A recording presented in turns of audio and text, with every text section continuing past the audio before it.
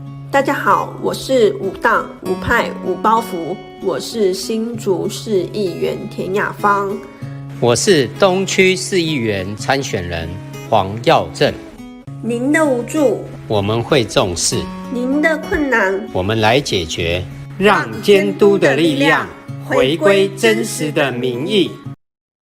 距离新竹市棒球场的第一场比赛还有6天，在7月13日，雅芳服务团队至棒球场勘察实况，已经发现到的问题来跟大家报告。从一开始进场的楼梯把手采耐候钢设计，但未考虑民众大量离场时容易被该尖锐的铁片刮伤，如果是民众不小心跌倒去撞到，后果可能更严重。当然，除了楼梯扶手以外，无论是观众席的楼梯或每一个水泥墙面转角，完全没有做收边及安全圆角防撞设计，都是非常尖锐并存在一定的危险性。接下来是无障碍观众席，设计了排水沟却无沟盖，容易产生观看民众脚踩空的危险，且排水设计竟然是直接将水排往观众席，而没有如正常以预埋水管引流至排水孔。如果下雨，观众可能直接被排水孔溢出的水喷湿，然后到处都有漏水、渗水及龟裂的问题。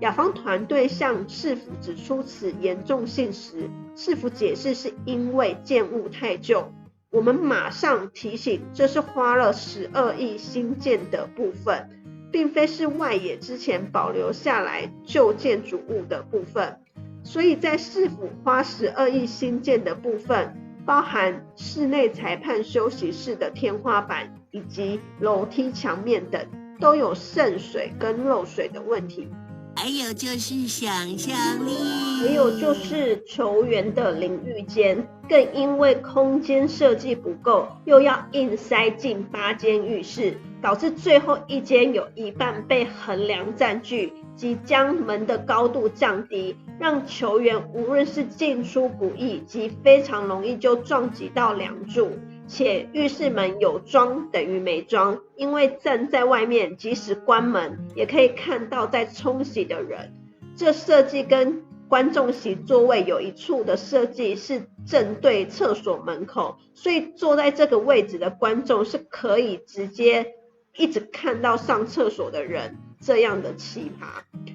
还有厕所告示牌不明显，从外面只看得到女厕的告示，会不晓得要走到里面会有男厕，因为探头进去是完全看不到男厕的告示牌的，必须走进去到里面才看得到，但一般直觉就会误以为这里只有女厕。另外，进入厕所的水沟盖不平，另外有多处未使用及已损坏或生锈等施工不完善之处。像观众席后方的围墙以金属板设计，但因为没有装好，除了凹凸不平，也有多处的螺丝损坏突出。又上次现刊有提到的草皮问题，可以看出来有改善，但在草皮跟红土的衔接处，还是有许多的部分有很高的落差，这会令球员在比赛当中容易产生跌倒的危险。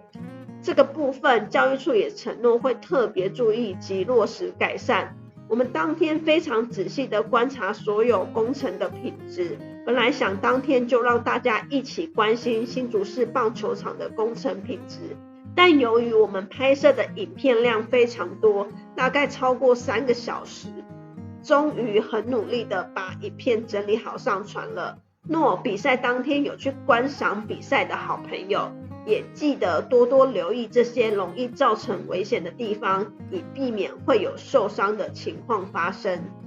后续我们还会继续追踪市政府是否有将这些缺失改善完全，以让球员及球迷们有更安全的棒球场。有任何需要服务的，一定要告诉我们哦。